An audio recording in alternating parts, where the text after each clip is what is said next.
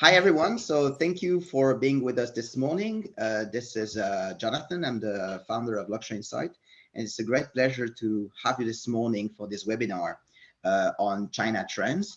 I'm delighted to have with us today Manon, who's our general manager in Shanghai, as well as Gracie, who's the head of our China desk in Paris. And we also have two guests connecting from Shanghai, Django from our Shanghai office, and Mathieu Rochette, who's the general manager of 100 Degrés in Shanghai, sharing some live insights from hectic Shanghai. Thank you, Mathieu, for being with us. So without further ado, and just very briefly, for those of you who don't know Luxurynsight yet, we are a data intelligence company. So we collect data and we create software to help brands navigate in the dynamic luxury market.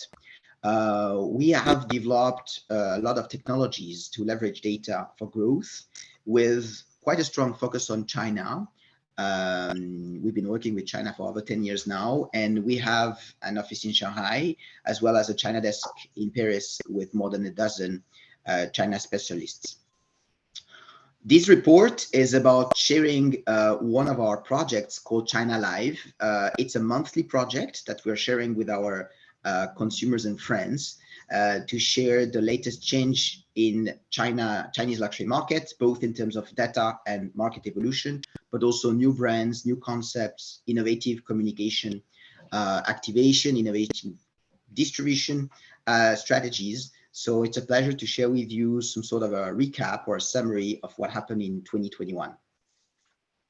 A lot of the data that we will share today actually come from one of our technologies, which is called LY Watch. LY Watch is a platform that monitors all the activation of the brands. As you will see later, we are monitoring all the new products, the communication campaigns, and the new retail activations, both offline and online. And that allows us to have some sort of a quantitative, I would say, approach to the evolution of the market. Last year, we've monitored in fashion and leather goods a little over 25 brands with more than 2,000 activations. So the idea behind the LY Watch is to really understand what brands are doing both worldwide and in China in terms of strategy and operational activation in order to create some sort of a GPS to navigate and find the quickest and best way to grow. So these are a couple of the elements that we monitor for fashion, but we naturally do it for other luxury sectors such as perfume and cosmetics.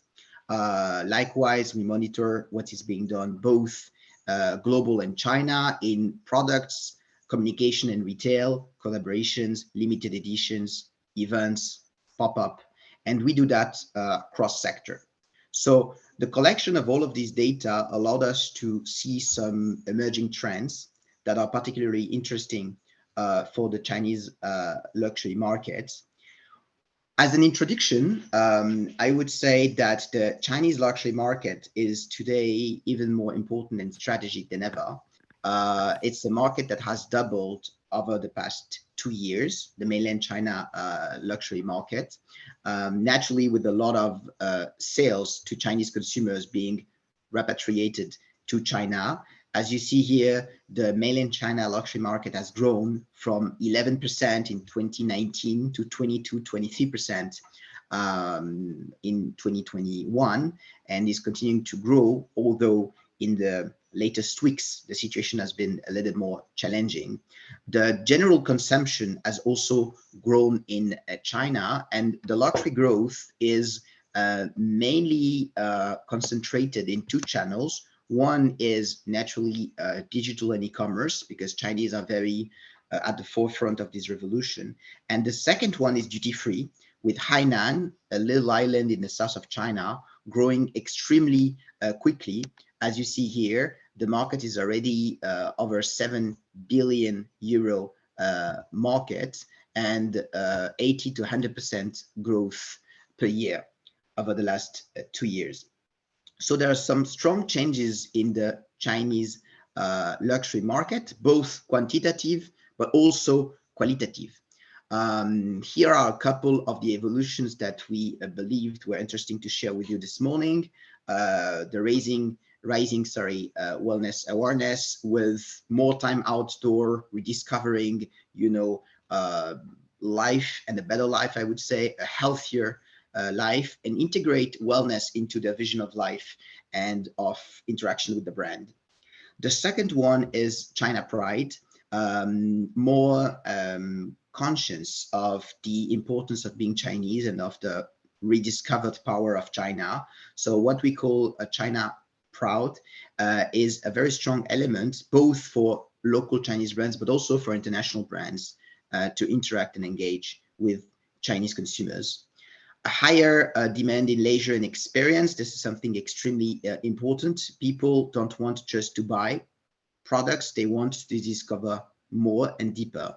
The shift to inbound travels, because Chinese can't travel that easily outside China naturally. So there's a rediscovery of certain Chinese space and regions, and this has also impacted the way brands communicate with regards to China. And the last one is very innovative digital communication strategies like virtual IP and so on, virtual idol, which we will see in more details later with Manon and Gracie. The key players, maybe I will let Manon actually jump to the key players and share a little more about her insights. Yeah, great. So let's then move the focus to top players. How are they performing? So we can see in 2021, the Chinese market has been the great attributor of recovery for various players, with luxury giants generating more sales than pre-pandemic. We have selected some key data here. So we can see Prada reached a 56% sales growth comparing to 2019 in China, and for Kering, the rise is about 100%. So do Hermès and L'Oréal both received remarkable results in Asia, mainly driven by China. So, what strategy or activations that have been deployed locally for their success? For online retailing, luxury brands are actively upgrading and bolstering their presence on Tmall, which is the only e-commerce platform in China today that brings together the five global luxury conglomerates: LVMH, Kering, Chanel, Hermès, and Richemont, with over 30,000 new products launched every month. Jonathan, I think we can move to the next slide. Sure. So for the brick and mortars, the deployment in new first-tier cities has been sped up, while 41.4% of new stores opening last year located, while the retail network in metropolis gets further strengthened, particularly in Shenzhen. Hainan, with its continuing huge tourism and spending potential, remains a hotbed for luxury duty-free shops. And pop-up stores are a vital offline experience lever, of which Gucci, Prada, and Valentino outperformed with most activations. The concepts have also been, we will say, diversified from product launch, festival celebrations, to more lifestyle fusion, art and design, such as cafe, bookstore, outdoor sport, extra. And to go beyond and extend the storytelling in the digital world, many inspiring tactics have been applied in the most innovative experiment field. As the meta-universe rises as a tech hurricane, both Lancome and Dior have relieved their AI representer, while Gucci took a step further to collaborate with the China local IP Masper to launch a digital collectible. Although at the same time, brands including Cartier and Louis Vuitton are bravely leveraging the AG interactive features of local social media or e-tail to further stimulate the consumer engagements. So by tracking key players on a monthly basis via luxury and size monitoring tool, we have created a brand index to measure and follow up the impact of their local activations. We won't go too into details about the methodology today, but to make it simple, we assess from 5 dimensions for the scoring: image and recognition, product and offering, branding and influence, digital innovation, and on and offline retail. To define the best performance of each category, there are 5 categories we will find interesting to refer to and go deep in details with you later. So the first, the leading players. We believe that Gucci stood out with 530 million views and discussed on its busiest events by largely tapping top young celebrities and 25 pop-up stores and events in multiple first to second-tier cities, along with Louis Vuitton, who earned 7.5 million followers on major local social media, with over 800 million views and discussed on its busiest events, the Marvelous Large-Scale Art Exhibition, CLV in Hangzhou. The second, the experiential brands. So Dior did 12 local collaborations for art branding in China by partnering with Chinese emerging artists, directors, and emerging talents to reinterpret its time-honored aesthetics via new designs, art shows, films, and so on. Cartier, we will say it excelled both online and offline. The brand unveiled 6 very interesting, diversified, although busy, high-end physical events in China, from high jewelry exposition, night parties, to nature-oriented art displays, accompanied with proactive digital interactions, such as live streams, involve a wide range of local celebrities and amusing TikTok challenges. Then we move to the innovative digital players. Lancome, with 9 digital activations focusing on live streams, is embracing this new trend via frequent live streaming sessions on Tmall and WeChat, and engaging AI streamers. Hermes, they are tapping the emerging wellness trend in the post-pandemic era and specially designed various mini programs for different specific user scenarios, featuring at-home training, podcast, although O2O activations fusing digital tools with offline exhibitions. And the Diptyque, they represented as an innovative digital storytelling script by unveiling a dedicated mini program to showcase the brand history in an immersive and artistic way for its 60th anniversary, alongside 4 online campaigns for driving the traffic, followed by localized leader. Qilin, with many traditional Chinese elements in its brand DNA already, has rolled out a Gen Z-friendly collection dedicated to the trendy May 20 festival in China, paired with the fresh comic-style campaigns in collaboration with the local IP Shaolan.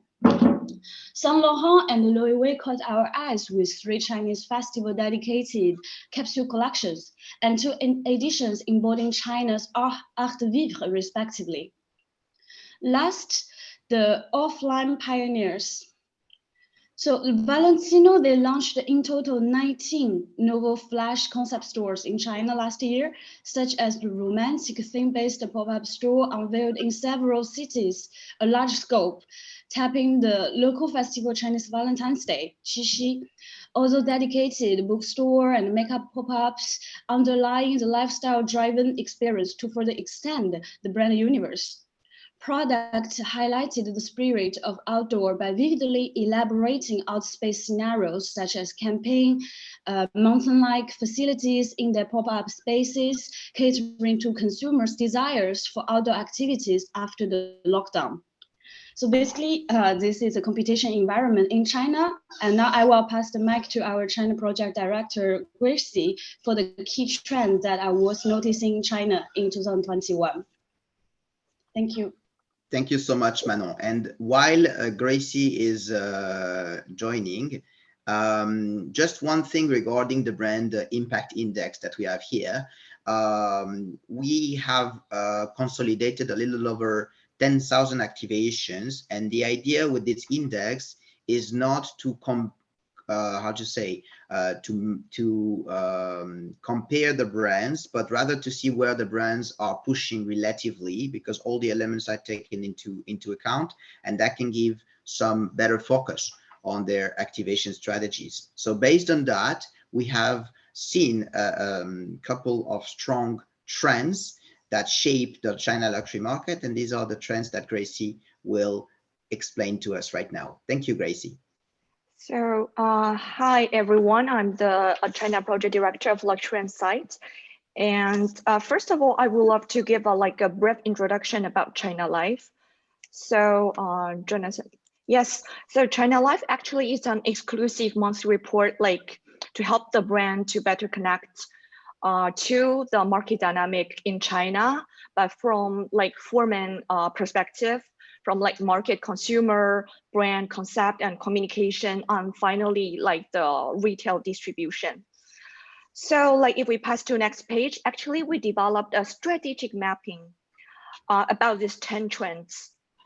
We identified these 10 major trends from four main perspective. Here we define it as marketing and concept, culture, communication, activation experience, and finally offline and retail. About this strategic mapping, that we would love to evaluate, first of all, the impact, how much impact it can bring to China. And also you can see from the horizontal axis about it should be the long-term trend or just or rather short-term or just emerge. Here I can give you an example. For example, the trend of the wave of winter economy, it just emerged, but it has already generated a lot of buzz, generated a lot of discussion in China, etc. And another trend, maybe here I can give the example of revive and the reinvent of the reinvent of the national heritage. It's appearing around 2018 or 19, but it continued to exert a lot of influence in the luxury sectors. So if we pass to the marketing and concepts, for that's the next page that we identify.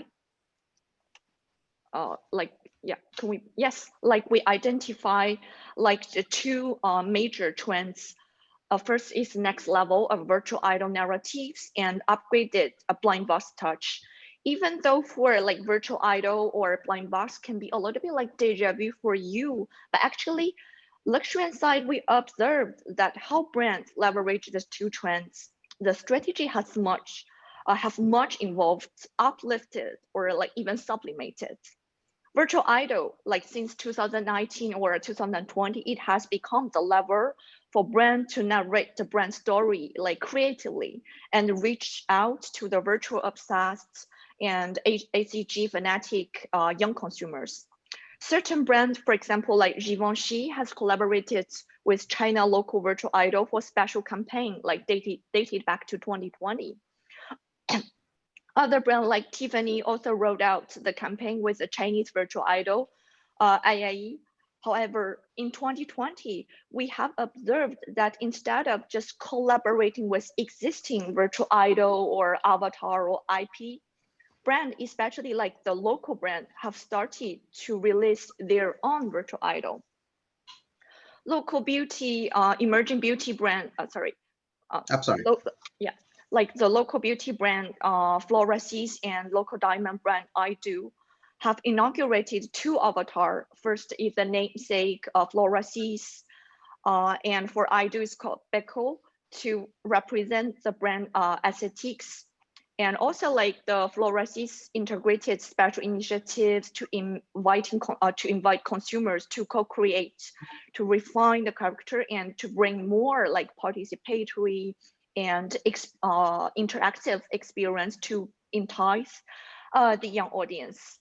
And if we move to the next trend about the upgraded blind box touch, tap the blind box hype to launch the featured products or peripherals to bring more excitement to consumer has become the important strategy for a lot of accessible brand or beauty or cosmetic brand. But what we find is since 2021, it's no longer limited to this affordable or even fast consuming brand. We find out that more and more high-end players are subverting consumers' expectation, creatively launching blind box collections. Here I can give you two examples. First is a luxury lifestyle or brand Shengxia joined the force with the most sought after designer toy maker Pop Mart to release a series of like gift box integrating like the cute features into like the elegant tea set to attract the the attention from like the young generation who is entranced by the collectible designer toys. And another luxury maison Lanvin also tapped the blind box at the concept for the Christmas activation in China to integrate like the digital gaming features, etc. Via like the WeChat mini program. So now we're gonna move to the activation and experience parts. Throughout 2021, the year when China is like fully recovered from like the COVID crisis, we captured a lot of like impressive and inspiring brand practices in terms of activation. After being like catalyzed by the emerging, no matter like social or cultural evolutions, with a lot of like just the emerging element, for example, like the wellness, the outdoor, the hype of like domestic travel, and also like the winter economy. Regarding the health and awareness resonance, consumers' rising awareness of well-being, wellness, or self-care awaits to be further capitalized in terms of product diversification, marketing initiatives, and here like it's more about like offline experience. Wellness, now the industry is booming. It's a market worth about like 62 billion in 2020, and it is estimated to rise to 130 billion by 2025. Here we selected the two cases under this wave. Hermes Fitness pop-up in Chengdu, like specially feature like the health and happiness concept, and also paired with a very innovative mini program to invite the consumer to use the Hermes iconic garret for exercise. Furthermore, the Clarins also tapped the Chengdu to inaugurate the beauty pizzeria, advocating the external and internal beauty, aka like the skin treatment, to combine with healthy food DIY experience on site to engage like the Chengdu local urban well-being enthusiasts.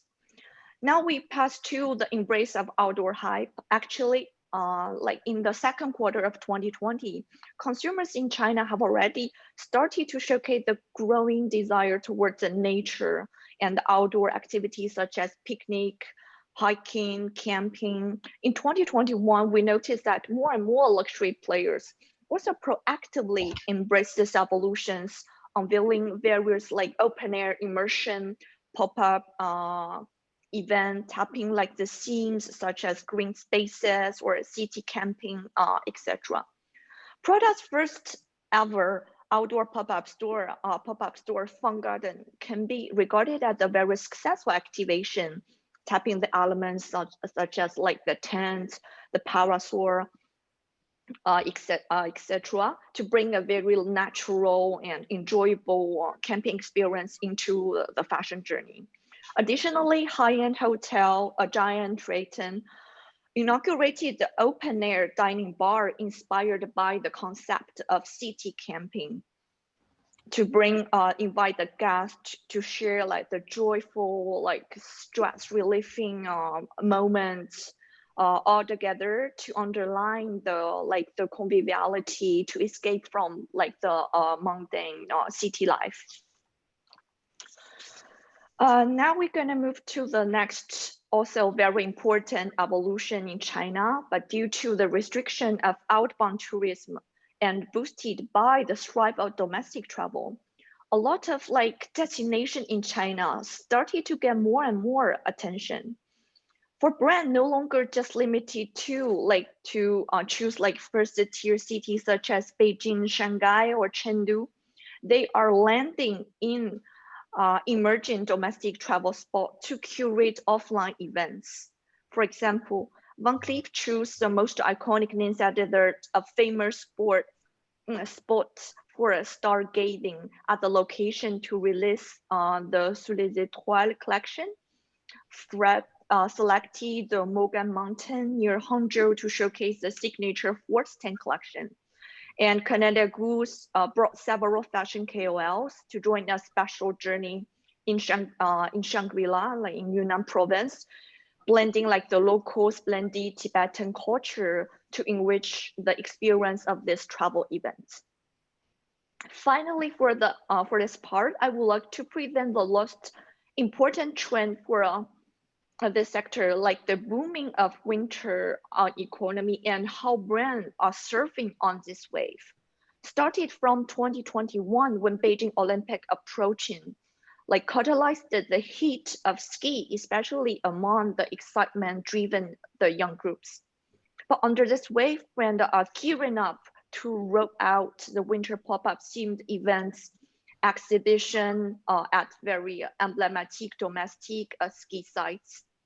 Apart from Fendi's like highly photogenic pop-up cafe at the Eat destination for ski at Changbaishan, Burberry also selected the Songhua Lake in Jilin province for a special winter themed boutique cafe with a very vibrant outdoor style. And finally, North Face like selected the same location as Fendi to curate an exhibition with a very renowned arts IP course. Yes. Just a quick note before letting you continue, and thank you so much, Gracie. The trends that we are sharing today are just a few of the trends naturally that we have been discovering or rediscovering this year through China Live, but we decided to pick a few of them with a couple of these activations to show not only that Chinese consumers and market is changing, but how quick and strong it's changing, and how far away sometimes the activation can go, or that there could be or can be more, I would say, freedom and creativity sometime even in the Chinese local activation, which is probably one of the things we will discuss later with Mathieu. Thank you, Gracie. I'll let you continue. Okay. So regarding like the culture and communication, we selected two the highlights from like two perspectives, but both of them have tight links with like nationalism. Nationalism and China pride can be regarded as one of the most vital evolution in China since 2019.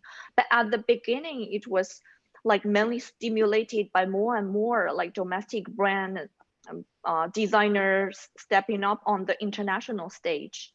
But after the elevated patriotic hype catalyzed by the pandemic since 2020, in 2021, we noticed that brand initiatives to leverage this wave have been much uplifted, digging deeper, more genuine, not just to grab any oriental elements to elaborate.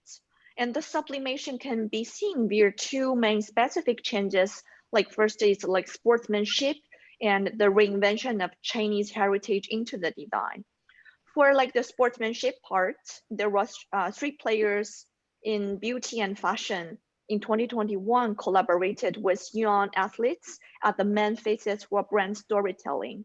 Kiosk and L'Oréal tapped like the similar strategy to tie up with Olympic champion, for example, Kiosk, to collaborated with two track and field athletes, and L'Oréal joined hands with two famous like table tennis players for the endorsement and to also underline the excellence of the product. And finally, like Max Mara, it collaborated with the national female football team for endorsing its iconic Max Mara quotes, and also tapped a former gymnast as the photographer, like which strongly boosted like the emotional connection with the consumer. And for like the revive and the reinvent of national heritage, no matter in the sector of fashion, jewelry, or even accessory, Chinese consumer, especially like the young groups, show greater passion towards the ancient techniques. As I've mentioned before, like global brands are paying genuine attention to Chinese intangible heritage beyond mere product adaptation with common cultural symbols.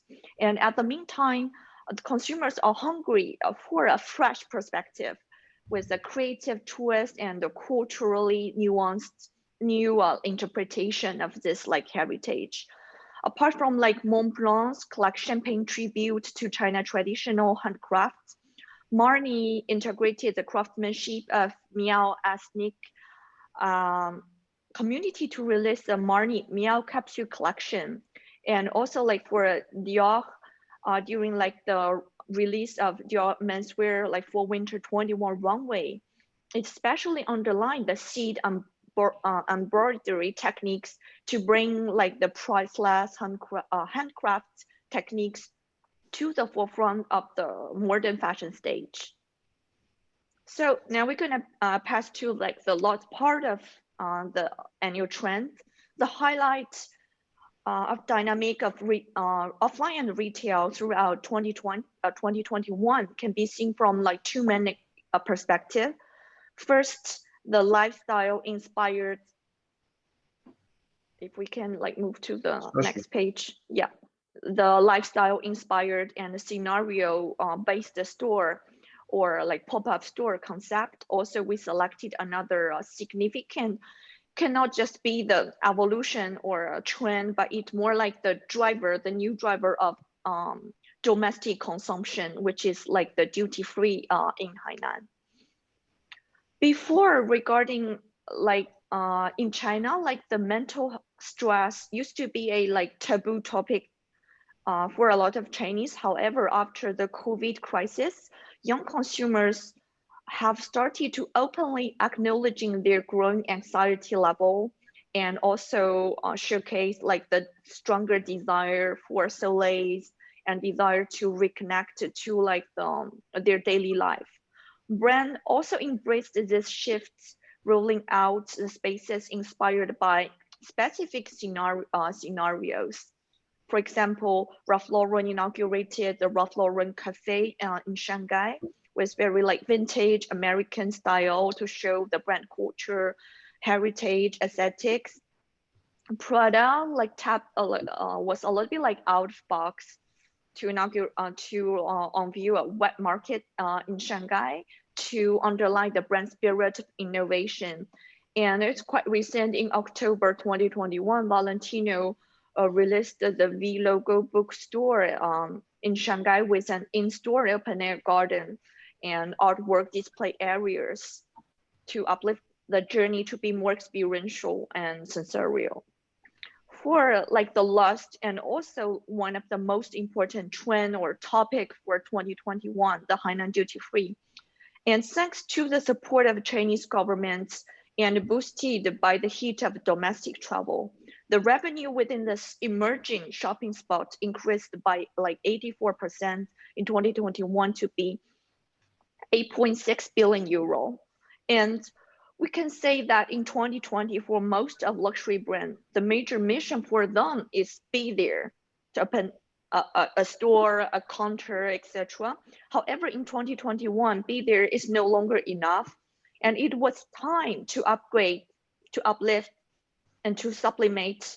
So they are enhancing the experience to add more novel tech-empowered elements to be more immersive and entertaining, dedicated to like the shoppers in Hainan to win the hearts of Chinese domestic travelers.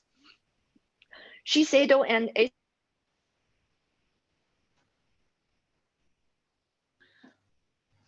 devices to be part of the its pop-up store experience, turning like the shopping to be more like playful. Also, like Dior tied up with high-end resort Sanya at Edison Hotel to launch the Dior Riviera series of activation.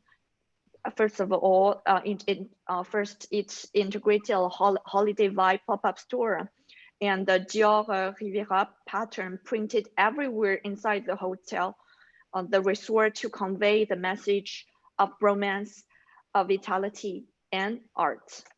Well, here are the 10 key trends as selected by Luxurynsight to reflect the market dynamic of China luxury sector. And I would love to give like the speech to Jonas and our guests for like their precious inputs. Thank you. Thank you so much, Manuel and Gracie, for sharing these very interesting trends. We have decided to offer all of you this morning the March version of China Live. So you will receive it shortly by email. And for those of you who are interested in receiving these monthly trends, feel free to write to any of us. We will naturally exchange with great pleasure. So today, it's both a pleasure and an honor to have Mathieu with us. Mathieu is a longtime friend and survivor in China. He's today in Shanghai, living through the lockdown. Thank you for taking some time for us. And I would be extremely happy to get either your impression of some of the trends that we've been sharing, or on any ideas or trends that for you is important in China today. Thank you again, Mathieu. Thank you so much, Jonathan, and thank you, everyone. I'm very happy to be together with you, and thank you so much to Luxurynsight for this great presentation and great insights. I just want to push a bit more, or to give you maybe also some personal or some daily professional information about some few points that you talked very well. The first one for me, it's the question of the marketing pop-up activation. I think if you want to understand deeper this topic, the question is not anymore only related to pop-up activation, is related to how to do, and the question of online to offline is the key topic today in China. I think it's a mistake today to see the online world and the offline world in China, because since few years already, it's not new, but the last 2 years under COVID push it a lot, that there is no boundary anymore between an online world and an offline world. Everything is a kind of new connected world where you will start to push some things offline, but your payment will be online with another activation. You will have a promotion or a program online who will bring you to a new place offline, and with the offline experience, we will go back to the online stuff. And the metaverse topic in China is also a good example, because it's the question of there is no anymore two places. There is one places with different experience and different pushed, totally different. This is also very interesting, that what is online has to be super online, what is offline has to be super offline. But the goal is to create a kind of a new paradigm between these two places. I don't know, Jonathan or anyone who, if you want to react, but. Well, to be honest, I wouldn't dare to take 1 second of your time, and the pleasure to have you from direct from Shanghai. So please go ahead. You know, I have time for you. Anyway, okay. I have time. Now, voilà, this is the first block, let's say. The second block, which is very, I think the most important. And thanks to your team, Jonathan, to push a lot. Because for me, and it's what I'm trying to share every day, it's the question of the China pride is the key topic today. Why is the key topic? First of all, it's not something new, but it's something since close to 10 years. It starts 10 years ago with some small stuff. And it's true, as your team mentioned, that 2-3 years ago, it was again a big rise about it. And the COVID was again another push in this direction.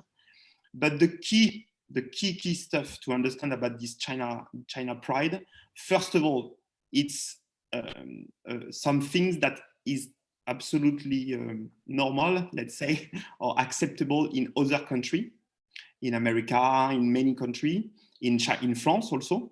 The question of talk about your culture and your local art and design. And the point related to the China Pride was it's not something that the country pushed a lot during many decades. And it's something that they are bringing step by step very quickly. But it's something that really didn't exist in marketing before. And suddenly they want also to push it to be at the same let's say, point of other country.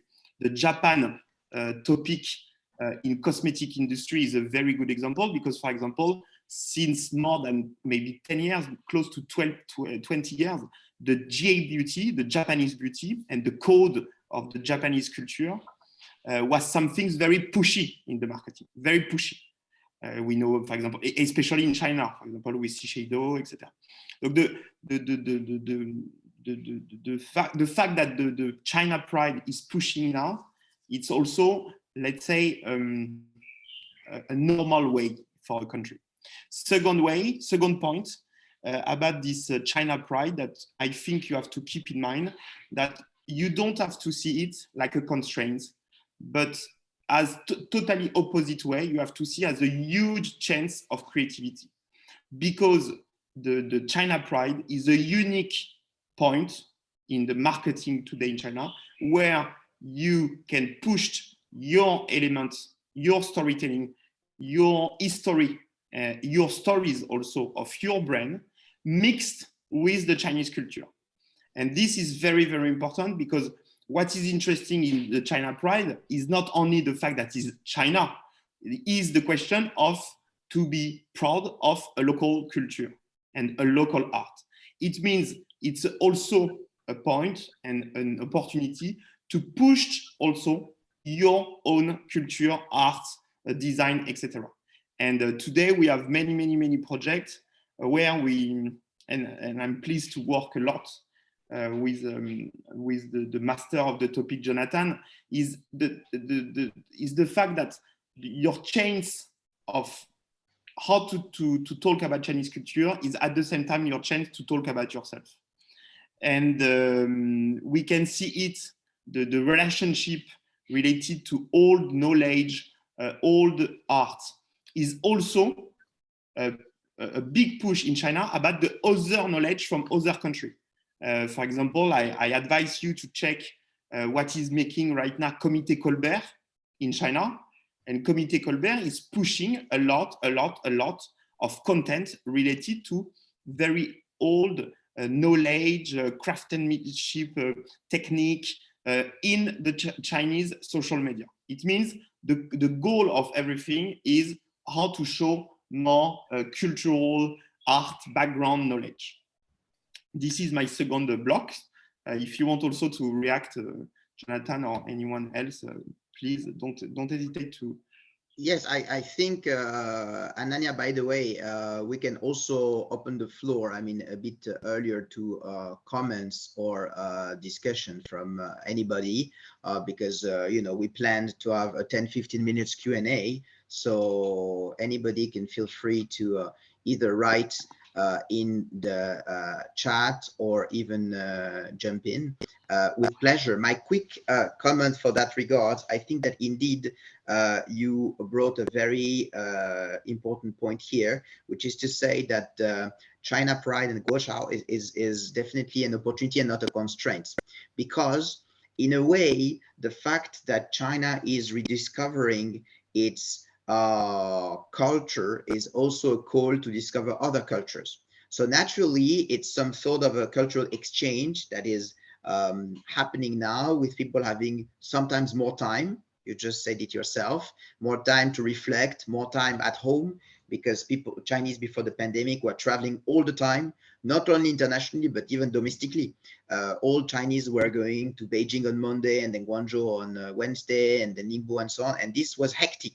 So people didn't have so much time to really reflect or even discover who they are or what they love. This is something that the pandemic has changed. And in a way, when you become curious, you become, of course, curious about your culture, but also to other cultures. So this is something that luxury brands have seized as a strong opportunity, because luxury is a business of culture. And it's much easier to engage with culture and cultural discussions when you're a luxury brand than when you're an anti-mosquito company.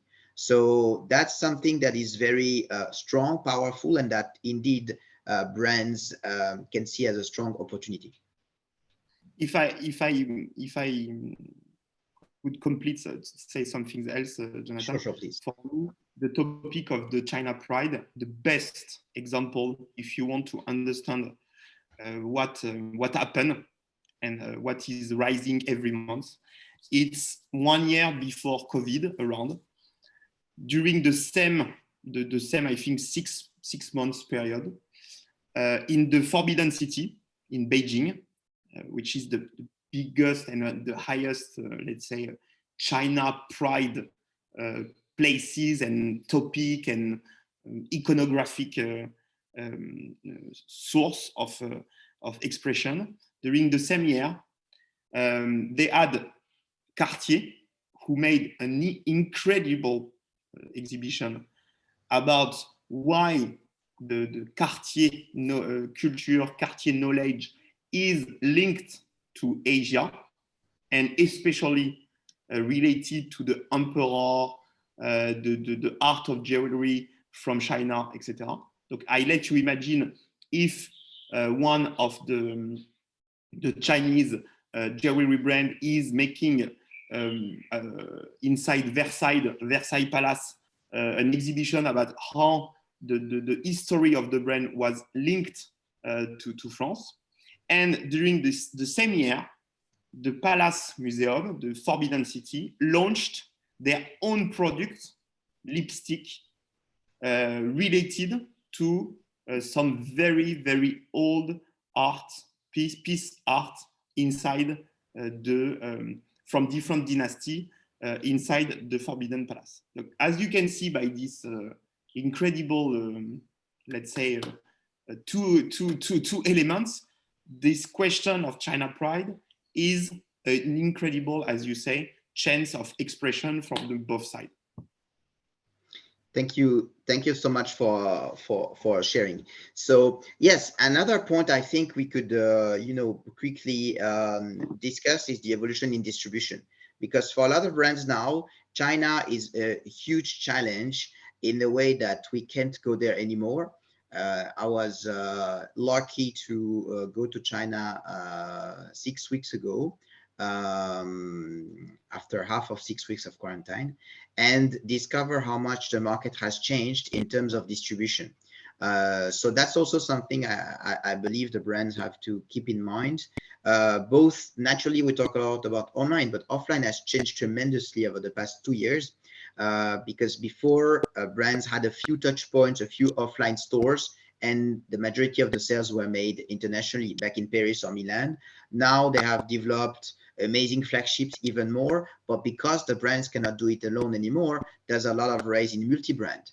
In many sectors, it's true in cosmetics, with a lot of very strong multi-brand appearing. It's true in fashion.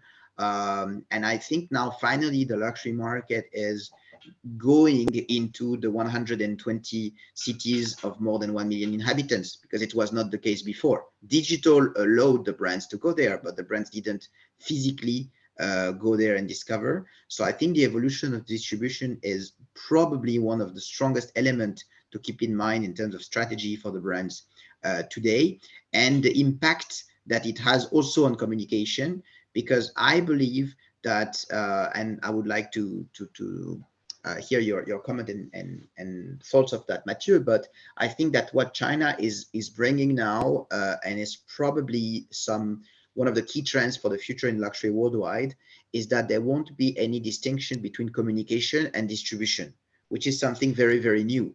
If we know that the brand structure is communicating a lot to be known, famous, and then selling the products. But now in China, there's no more line, no more limits between both. WeChat is a communication platform. So you communicate and then you go to WeChat store and you buy directly. Farfetch is a retail platform, but you do advertising on Farfetch. So there's no more limit between communicating and selling. Alibaba is a distribution platform, but the majority of their revenues come from advertising. So you can communicate and sell at the same time, and it will be harder and harder to see a limit between both, which is also a big challenge in terms of organization, because we are used to have communication director with communication budget, and we have salespeople and so on. So I think these are some of the strong changes that also will have an impact for the luxury market worldwide. And yeah, please. No. What you explain is super interesting. I will go a bit beyond that. Today, the first question that you mentioned very well about the fact that the travel are very difficult. Again, it's a huge chance also, because today you have to think about your Chinese activities by another way and to push a bit the limits. Today, the classic model to be just, okay, I have to find a distributor for 5 years and it will be my distributor and I give him the chance to make this. No, it's totally finished that. Today, to come in China, that the solution for you to come in China for the first time as a try, or to have a huge development in China, could be like incredibly large solution. Could be by yourself, could be with a partner, but this partner is not maybe the distributor, maybe it's a partner to help you to check and to manage the brand on the daily task.